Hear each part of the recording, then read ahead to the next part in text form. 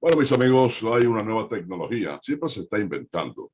A veces uno dice, pero bueno, ¿y qué más van a inventar esta gente inteligente en esos laboratorios, en esas investigaciones en las universidades?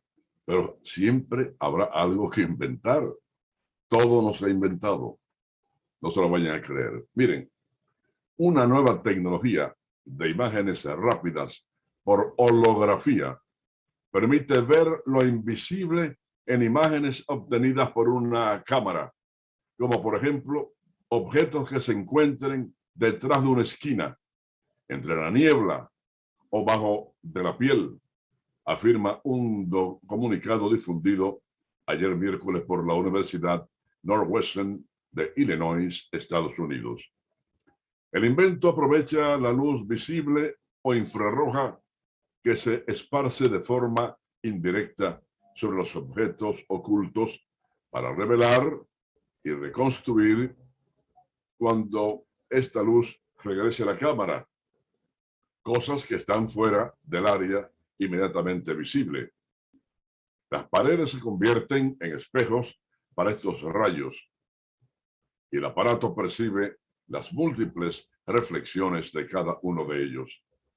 La cámara captura imágenes de grandes áreas con precisión submilimétrica y de esta forma es capaz de ver a través de la piel hasta los capilares más pequeños en funcionamiento. Por otro lado, esta técnica tiene una alta resolución temporal, algo que les permite plasmar nítidamente objetos móviles como el corazón que late detrás de las costillas, las cuales en este caso no obstaculizan la visión. El método fue desarrollado bajo los auspicios de la agencia DARPA, perteneciente al Departamento de Defensa estadounidense, pero la universidad no especifica cómo se podrá aplicar al combate u otras misiones militares. Y ustedes ven la importancia de esta cámara especial. Una cámara, ellos lo llaman una cámara holográfica. Oiga, traspasa los huesos y todo. Ver el corazón latiendo. Las costillas no imposibilitan que se vea perfectamente el corazón latiendo. Cosas increíbles que uno jamás pensó que iban a ocurrir, pero siempre siguen ocurriendo cosas interesantes. Miren, mis amigos, el director de la Procuraduría Especializada de Persecución de la Corrupción Administrativa, PEPCA, el magistrado Wilson Camacho, aseguró que antes del 6 de diciembre presentarán acusaciones contra Alexis Medina Sánchez y los demás imputados por corrupción y lavado de activos del caso Pulpo. Dijo que la PEPCA y la Dirección de Persecución depositarán el acto conclusivo dentro del plazo establecido por la jueza del tercer juzgado de la instrucción del Distrito Nacional, Yamilet Rivas. El acto conclusivo de este caso será presentado conforme la disposición del tribunal, acotó Camacho, quien también dijo que el Ministerio Público siempre ha sido respetuoso en este sentido. El tribunal fijó para el próximo 6 de diciembre la fecha límite para que el órgano acusador presente acto conclusivo contra los supuestos miembros de este entramado de corrupción. Por el caso, guardan prisión en la cárcel de Najayo, además de Alexis Medina, presunto cabecilla de la red y hermano del expresidente Danilo Medina, Fernando Rosa, expresidente del Fondo Patrimonial de las Empresas Reformadas FOMPER, y los supuestos testaferros José Santana Carmona y Huacal Méndez Pineda. Igualmente forman parte la hermana de Alexis, Carmen Magalis Medina Sánchez, Lorenzo Wilfrido Hidalgo Núñez y Rafael Antonio Hermosén Andújar, quienes se encuentran bajo arresto domiciliario, se dijo en esta oportunidad.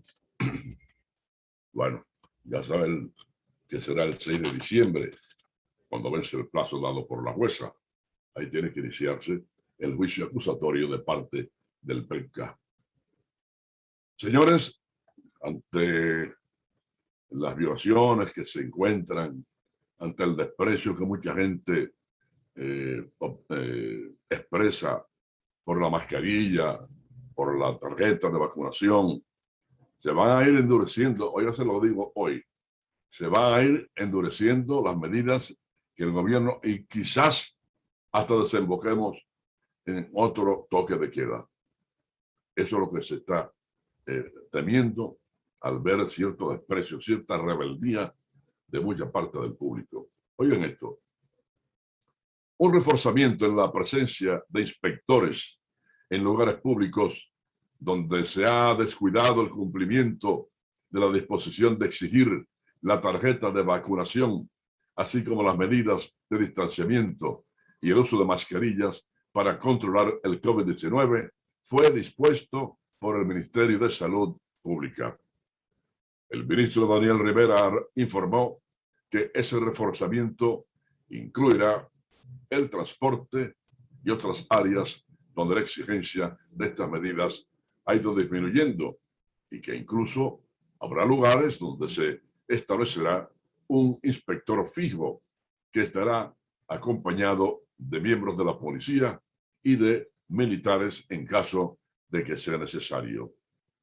Esta semana alentó sobre las aglomeraciones y el descuido de las medidas de distanciamiento y uso de mascarilla en el país, en medio del incremento de reportes de casos positivos del virus COVID-19.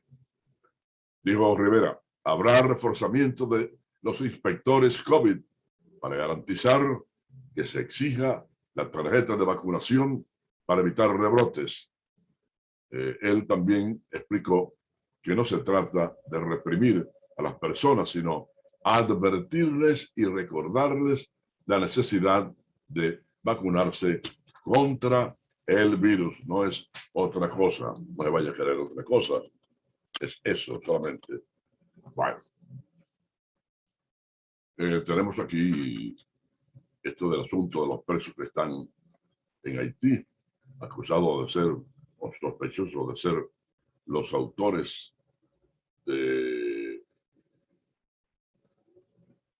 la muerte del expresidente Jovenel Moïse. Murió uno de ellos.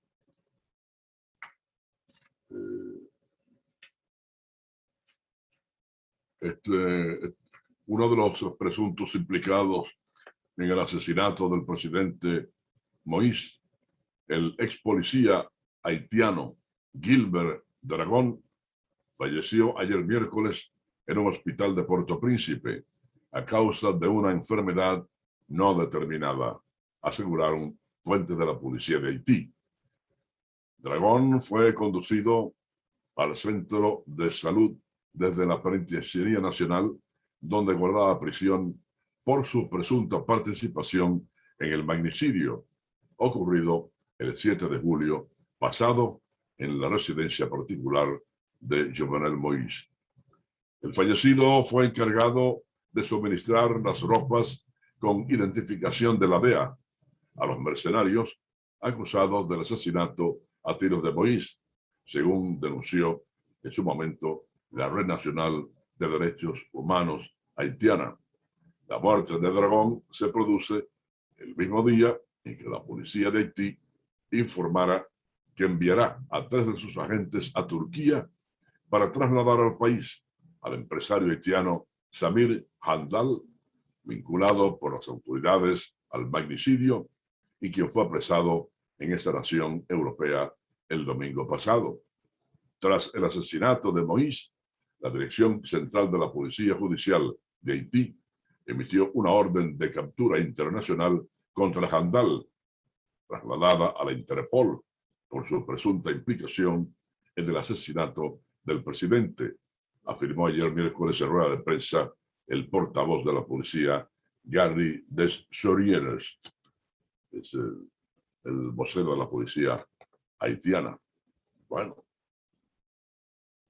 y teníamos algo, unas declaraciones que dio el señor obispo de la parroquia de Atomayor del Rey y de San Pedro de Macorís, Monseñor Santiago Rodríguez, quien calificó